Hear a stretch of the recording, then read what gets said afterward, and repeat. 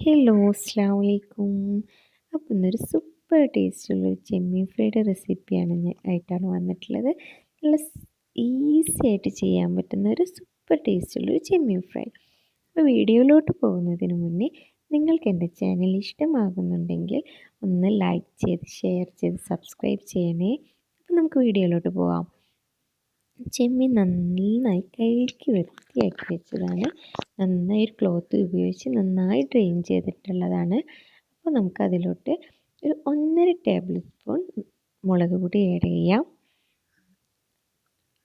അതുപോലെ തന്നെ ഒരു 1/2 ടീസ്പൂൺ മഞ്ഞളുടെ പൊടി, 1/2 ടീസ്പൂൺ മതി, അതിൽ കൂടണ്ട.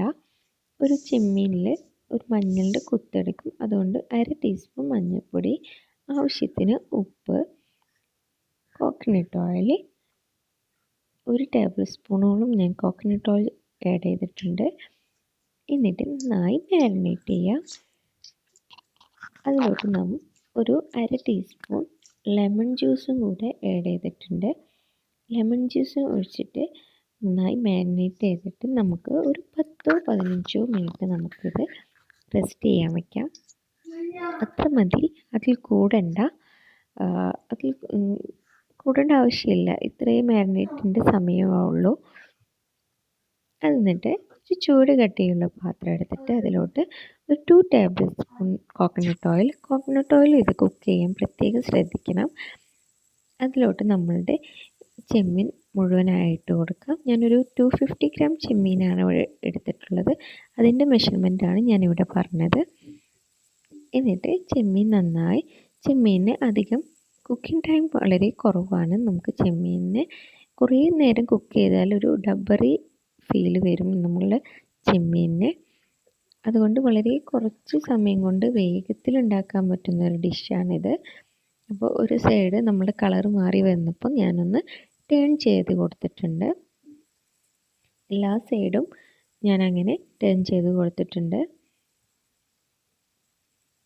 എന്നിട്ട് നമ്മളുടെ ചെമ്മീൻ ഈ ഒരു സ്റ്റേജ് ആകുമ്പോൾ നമുക്കതിലോട്ട് ഒരു 3 വെളുത്തുള്ളിയാണ് ഞാനിവിടെ തൊലി കളയാതെ ചതച്ചതാണ്, അത് ആഡ് ചെയ്ത് കൊടുക്കുന്നുണ്ട്. അതിൻ്റെ കൂടെ ഞാൻ കറി ലീവ്സ് എത്ര ഇടുന്നോ അത്രയും ടേസ്റ്റാണ്.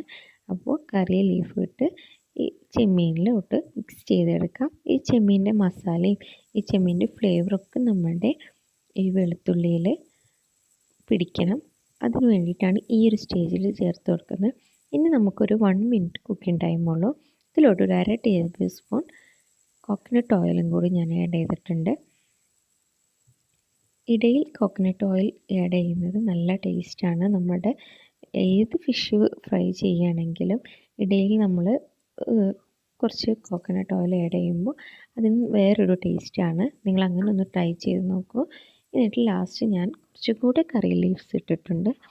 എന്നിട്ട് എല്ലായിടത്തേക്കും ഒന്ന് മിക്സ് ചെയ്തിട്ട് ഞാൻ ഫ്ലെയിം ഓഫ് ചെയ്തിട്ടുണ്ട്. ഇനി നമുക്കത് സെർവ് ചെയ്യാം. അപ്പോൾ അതാ നമ്മളുടെ ഈസി ആയിട്ടുള്ള ഒരു അടിപൊളി ചെമ്മീൻ ഫ്രൈ ഇവിടെ റെഡി ആയിട്ടുണ്ട്. നിങ്ങൾക്ക് കണ്ടാൽ തന്നെ അറിയാം എന്തുമാത്രം ടേസ്റ്റ് ഉണ്ടെന്ന്. നമ്മൾ ചേർത്തിരിക്കുന്ന മസാല ഒക്കെ അതിൽ കോട്ട് ചെയ്തിട്ടുണ്ട്. നല്ല ടേസ്റ്റാണ്. അപ്പം നിങ്ങൾക്ക് എൻ്റെ ചാനൽ ഇഷ്ടമാവുന്നുണ്ടെങ്കിൽ ഒന്ന് ലൈക്ക് ചെയ്ത് ഷെയർ ചെയ്ത് സബ്സ്ക്രൈബ് ചെയ്യണേ.